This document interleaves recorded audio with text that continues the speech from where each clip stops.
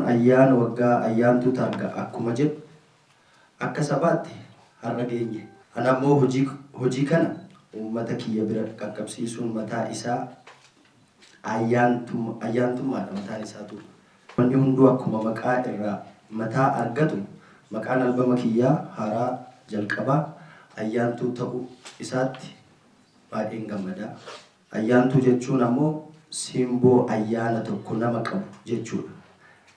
Egaan argaa dhageettii Oromoo keessatti wanni hundumtuu ayyaana qaba. Addatti ayyaantuu jechuun fakkii milkii fi adda argachuu dawaa bara koompaasii karaa ayyaantuutu baata.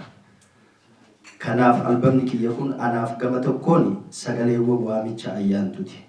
Ayyaantummaa fi taasifame yoo ta'u gama biraan ammoo burqituu seenaa ayyaantummaa jaalala sabboonummaa fi abdii haaraa qabatee dhufuudha jedheen amana. Ayyaana milkii fi tokkummaa albama waamu akka ta'e abdiin qaba. Kanaaf albama ayyaantuu hojjedhee jechuudha. Artist Andu'aalem Gosaatiin kan hojjetame albamii muuziqaa mata dureen isaa Ayyaantuu jedhu kun sirboota 16 of keessatti hammata. Sirboonni 16 kuninis bartee muuziqaa biyya keenyaa giddu galeeffachuun qabiyyee gurguddoo lamatti qoodamu. Kunis ammoo sirboota aadaa fi sirboota kalaqaa yookaan immoo kan fooyya'an experimental muuziqii akka jechuuti. Albeema kana keessaas sirboonni rukuttaa aadaa godinaalee Oromiyaa adda addaa qaban 6tu jira.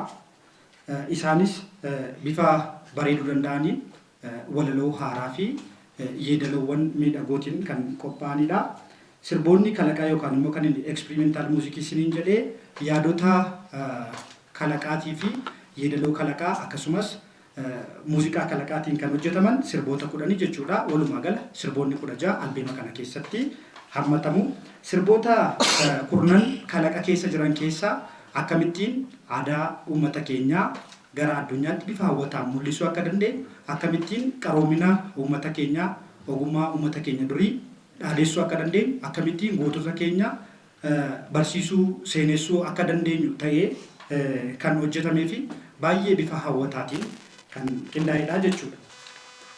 Albeemii muuziqaa ayyaantuu jedhu kuni fulbaana 12 bara 2017 yookaan akka faranjiitti seepteembara 22 jechuudha.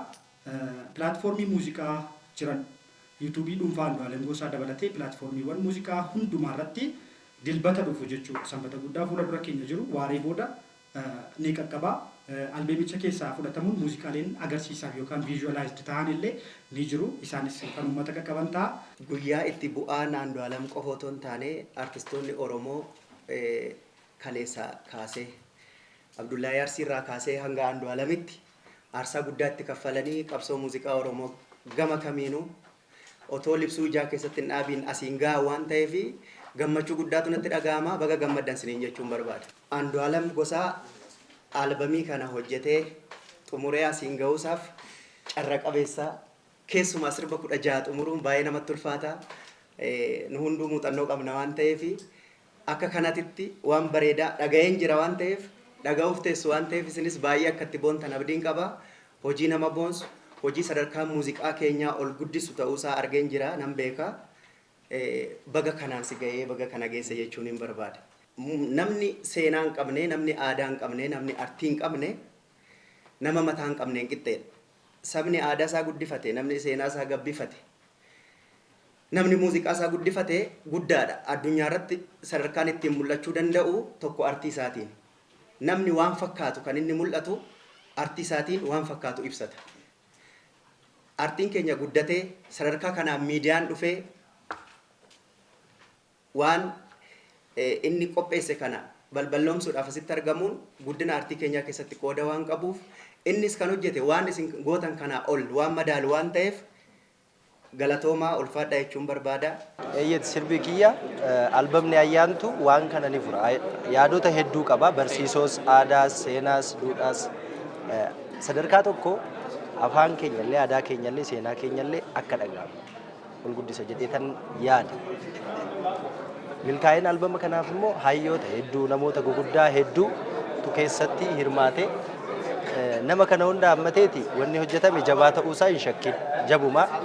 Kanaaf albamni kun albama bareedaadha. garuu isinillee dhageessanii yaada naa kennitu. Naa jiraadha gaafa sola gara. Ayyaantuun egaa Oromoo biratti waan guddaadha. Andu'aalem Gosaa weellisaa baay'ee jaalatu, beeksisaa uummanni isaa jaalatu, weellisaa uummata isaas jaalatudha. Weellisaa aartii Oromoo sadarkaa biraatirraan gahuu danda'ama jedhamee abdiin irra kaa'amedha. Nama hojii guddaa hojjechaatii jirudha. Albama isaa ayyaantuu dhaggeeffadheetiin jira. Albama waan baay'ee aadaa, ammayyaa, waan adda addaa kan of keessatti qabatedha.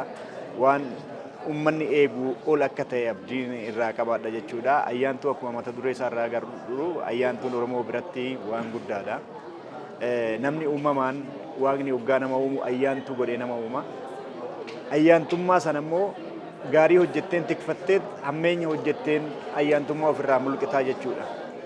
Kanaaf albamni kun bu'aa bayii hedduu keessa darbee Andu'aalem albama ayyaantuu kana rakkoo hunda injifatee sadarkaa xumuraatirraa gahee ayyaantummaadha kun milkaa'ina. Ayyaantummaan nama milkeessiti. Kana caalaa immoo albamicha irraa uummanni waan gaarii argataa aartiin Oromoo sadarkaa tokkorra ni darba jedheetiin abdii irraa qaba jechuudha. Sist dabalatee akkuma har'aa Andu'aalem fi namoonni biraas hojii baay'ee hojjetaa jirtu. Uummata irraa hoo maal ta'e gama maal dhaamta waan Oromoo kana jajjabeessuu irratti siin jechuufan?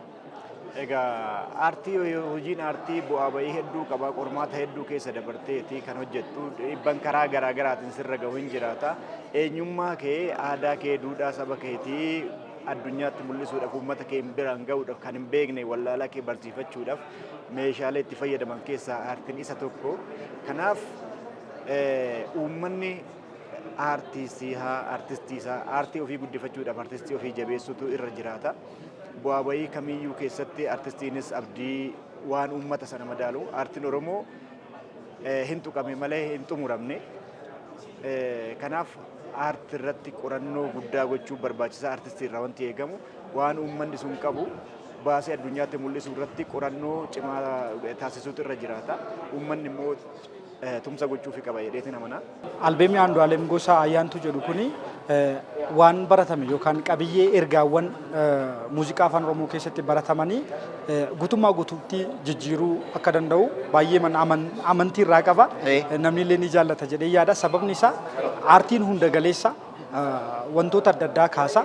Dhimmuma hawaasummaa yoo kaase illee dhimma siyaasaa yoo kaase illee dhimma jaalalaa waan hundayyuu yoo kaase illee wantoota kaasu aartii kan isa jechuun aartistikii ta'uu isaatiin yookaan bifa bareedaa, bifa miidhagaan, bifa abbaamti dhimmaayyuu namumti ati qeequu barbaaddeeyyuu bifa jaallatuun dhiyaachuu danda'uu qaba jedhameetu amanama akkasilleeti. Kanaaf albeemni aartist Andu'aalem Gosaa kunillee kana guuttatee ulaagaa kanaan calalameetu kan inni sadarkaa kanarra ga'e hedduu dhimmoota adda addaa qabiyyeewwan ergaa hedduu gosa adda addaadha kan inni hammatee qabiyyee muuziqaa garaa garaadha kan inni hammatee dhimma tokko yookaan dhimma qeenxee tokko irratti irra deddeebiin yaada kaasee hin qabu aartistikiidhaa baay'ee jaallattu namoota ogeessota gurguddaatu illee irratti hirmaate kanaaf gaarii ta'a. Albeema kana keessatti akkuma dura siin jedhe itti yaadamee waan hojjetamee fi sirba hin nuffamneef sirba jaallatamuu danda'u. Itti fufiinsaan sirboota dhaggeeffataman, sirboota yeroon hin ajjeefne, sirboota haala waliin darbu miti. Guutummaa guututti muuziqaa namni jaallatu yeroo hundumayyuu jiraatee dhaggeeffatamuudha. Akka akkas ta'uttis immoo itti dhamaamee waggoota hedduu fudhateetu kan hojjetame. Kanaaf isa kaan guyyaa sana ni argitu jedhee nama.